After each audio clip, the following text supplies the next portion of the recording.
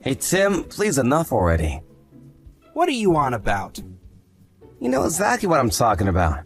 Why'd you tell the entire class that I'm not planning on going to college? Almost everyone at our school is gonna go on to college, so I asked you to keep it quiet. But today, everyone in class was talking about it. It's not that you don't plan on going to college, it's that you can't go on to college, right? We all know that your family is too poor to be able to afford college tuition. That's got nothing to do with any of you. Anyway, don't just go around telling people about my private matters. Parents who are too poor to even send their kid to college shouldn't have kids in the first place. Talk about having no foresight. It's families like yours who can't make enough money on their own and then go crying to the government for support. And then it's up to families like mine who pay all these insane taxes to end up footing your bill. We always end up having to clean up your messes and get you out of situations you got yourselves into. You're going too far with that. It's not like my family was always poor. My dad died 8 years ago. Then my brother got really sick around 5 years ago. His hospital bills ended up costing us an arm and a leg. A lot of things happened, okay? Sure, now my family isn't as well off as most others, especially our classmates. But that doesn't mean you can just go around talking like that. This isn't the Misfortune Olympics. You don't need to start talking about all that. Poor people sure like to do that, don't they? Are you hoping people who hear that will feel some sympathy for you? The world isn't as kind as you think. That's not what I'm trying to do. But you're making fun of my parents, saying that they have no foresight or don't know how to plan ahead. Of course I can't just let that rest. Yeah, whatever. Say what you like. It doesn't matter what you say or what excuses you try to make. Everyone knows how poor your family is. Oh, and I also told everyone that your family is sending you off to work at one of your relatives' companies too. You know, because why not? They're not sending me off anywhere. I just got a normal job there like anywhere else. Stop spreading lies and rumors. You keep doing that even about small things like my clothes. I heard you told people that I never washed my uniform and just wear it as if every day. That's because your uniform is dirty and gross. Ugh, I guess poor people don't even wash their clothes. Am I wrong? Of course I wash them. My clothes are just a little old because I got them from an older student who didn't need them anymore. Oh, so you wear other people's hand-me-downs? That's even worse! Ugh, I'd literally rather die than have to wear something like that.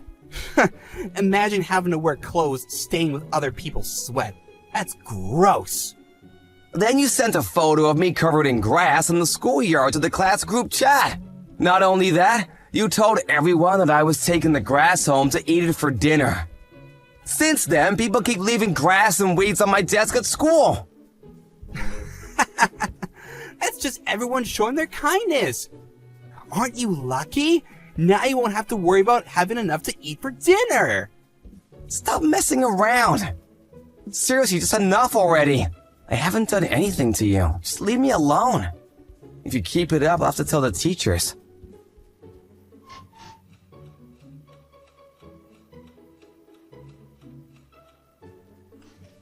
I guess this is where we part ways, huh? It's kind of sad, really. I couldn't be happier. Oh, come on. What, are you angry just because I teased you a little? You really need to learn to take a joke. Because of you, I had a terrible time in high school. How many times did you make fun of me for being poor? That happens all the time. A lot of people joke about that. It's nothing personal. It's true anyway. It's not like I made it up. Anyway, I don't want anything more to do with you. In that case, you can relax. It's not like there will be any reason for us to meet again anyway. You're off to work at some small-time company that could fail at any second.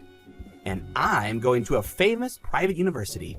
And after I graduate, it's a well-established company and a straight road to becoming a big shot for me. Good luck with your miserable life. You have no idea how my life is going to turn out. I'm going to work hard and have a better, happier life than you. You're really an idiot, aren't you? What matters is your education and connections, not hard work. And the two of us are from completely different worlds. There's no chance our paths will cross again from here on. We'll never have to see each other again. I hope so. No, I'm praying for it.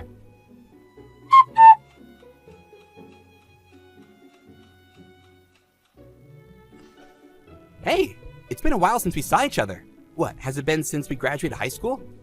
You've really surprised me. You took one look at my face and seemed lost for words. I was. I never expected to meet you there. Sorry if I was rude before. I was in a hurry, so I couldn't stay and talk. Did you end up getting a late entrance into college or anything after we last met? No, I didn't. So you're really just out here with a high school diploma. Man, poor people really are stupid. There are other ways of getting into college, right? Like deferred pathways or even community college programs. You should have thought about taking one of those options to help you escape from the lower classes. I mean, I guess I could have done that. And what were you wearing earlier anyway? Worn out work clothes that look like they were covered in paint? You look even more ragged than you used to. Seeing you like that reminded me of the gross uniform you used to wear in high school. You were always wearing such dirty clothes. There's a reason I was wearing those clothes, but what about you? Did you become a big shot yet like you said you would? Of course I did. Or close enough. Tomorrow's my first day of my new job at a great company. And what do? Are you homeless or something? If that's the case, you want me to lend you some money? Starting a new job? You're coming to my company. Wait, what? I've been so busy I completely forgot. I remember HR telling me that you were hired. I took a look at your CV. Wait, what? What are you on about? Did you lose your mind in the years since we last met? If you're the CEO, why are you wearing those clothes? That's because I was on my way back from helping do some painting at a nearby orphanage. Painting? Why would you be doing that? My company has a lot of different initiatives in the company to help kids from poor families and those with no place to go. Painting and helping with artwork is one of them.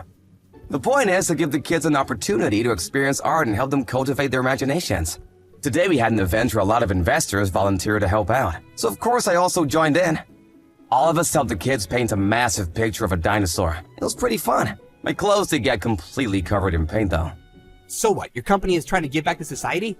What's the point of that? Look, Tim, the company that you're gonna start working at tomorrow is managed by me. There's just no way that's true. After high school, you were just going off to work at some small-time business, and now you're trying to tell me that you're a CEO?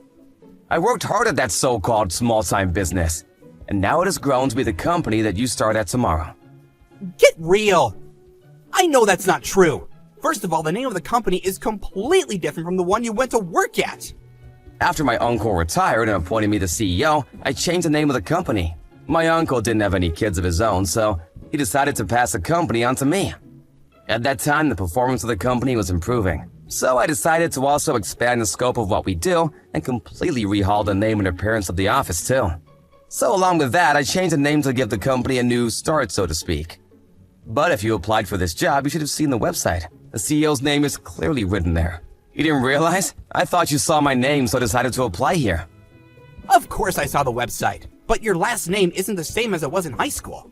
Oh, that's right. My mom got remarried, so my last name changed because of that. But even so, if you went through the site, my photo should have come up at some point. I guess you didn't really look into the company too much. Usually an applicant tries to find out as much as they can about the job they're applying for. But whatever. HR said that they will hire you, so that's that. You weren't the one who processed my application then? The company has gotten too big for me to look over every applicant personally. I mostly leave that up to HR now. Of course, once they've chosen the candidate, I still look into them myself. By the way, I heard a lot about you from HR. They said that you studied abroad in France for 2 years during college? And so now you can speak French too. That's amazing. They also said that you entered graduate school.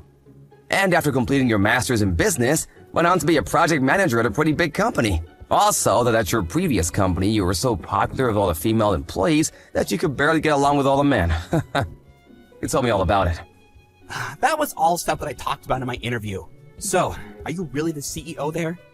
That's what I've been saying this whole time. I'm not gonna make up some pointless lie like that. And I'm always happy when someone with a good record joins a company. But there's one thing that I'm a little worried about. Extending a helping hand to help people in need is my motto. And the company also follows that ideal. I'm wondering if someone like you who looks down on the poor and helpless will really be an asset to this company or not. In any case, from tomorrow you have a 3-month trial period. So I'll be keeping an eye on your performance. Then I'll judge what happens from there. Hey, what's up? Are you still there? Oh yes, I'm still here, sir. What's up with the formality all of a sudden? Anyway, as I said before, that's what we'll do starting tomorrow. I'll see you tomorrow then.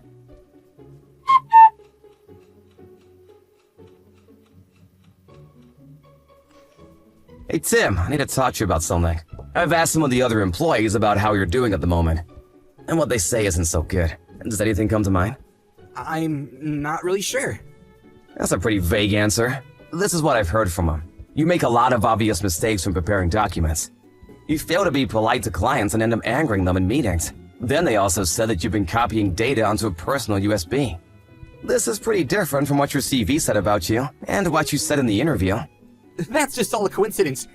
I mean, I only just started, so I'm bound to make some mistakes, right? You've also been going around boasting that you and I were classmates back in high school.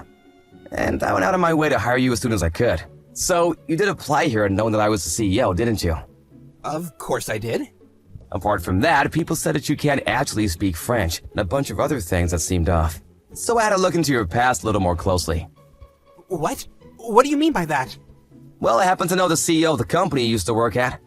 So I asked him about how you were at work and for him to get the opinion on your former co-workers. And that's where it all came to light.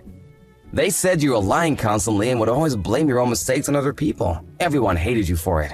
I also heard that you had a pretty big gambling debt, to the point where even the company got contacted about it. Everything I heard, there was nothing good. That's all completely made up. Everyone at the last place I worked at were just jealous of my genius and wanted me to fail.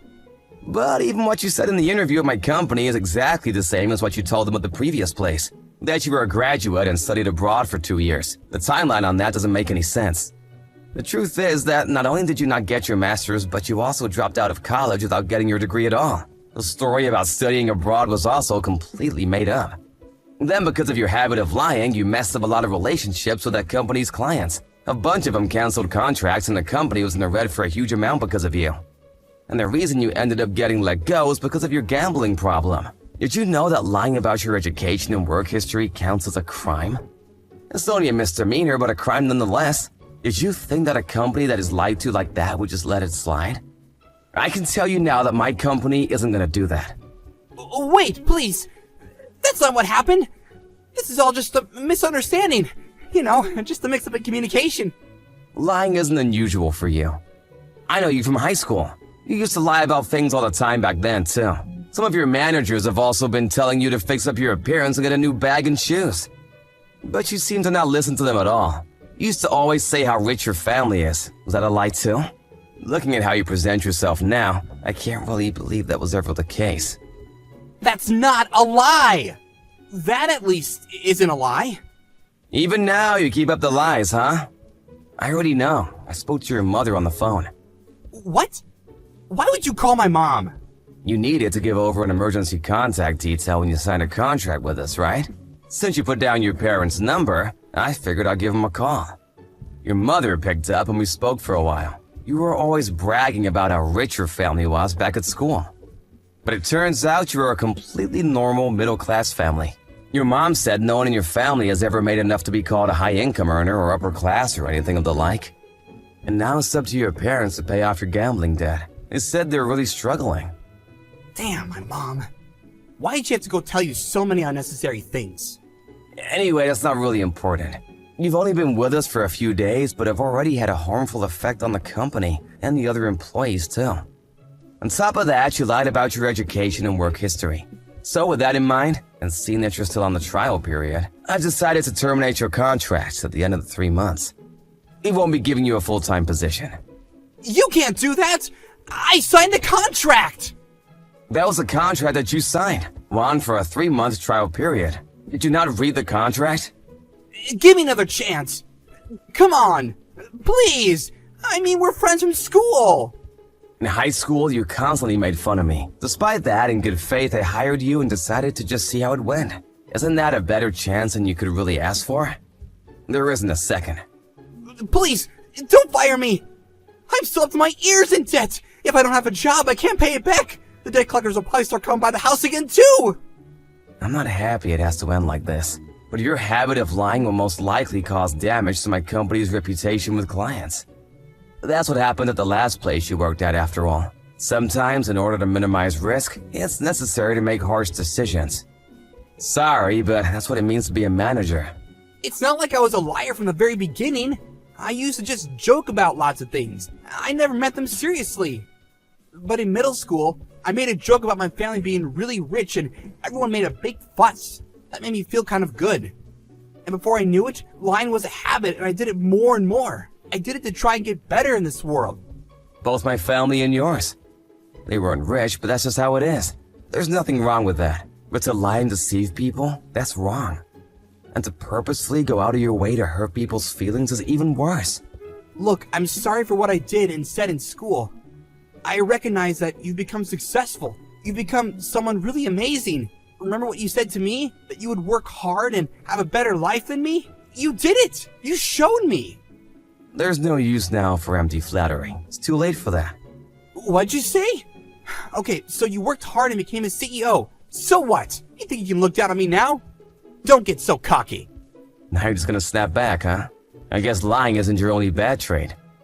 Why did this happen? How could this happen? You were poorer than me. How did you end up becoming more successful? That's because I refused to let my environment and circumstances affect me, and gave it my all without any regrets. And while I was working hard and doing all I could, you just lazed around. That's where the difference is. You said that our paths would never cross again, and that we'd never see each other's faces again. This time, I sincerely hope that will be the case.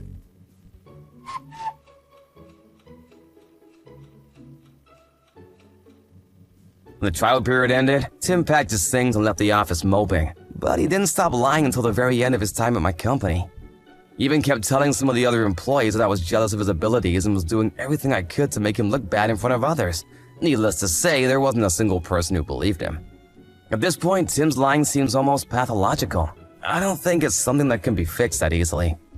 As I expected, Tim kept falsifying his education and work experience and continued to look for a job. But as it happens, word spreads fast and Tim became somewhat infamous in the industry.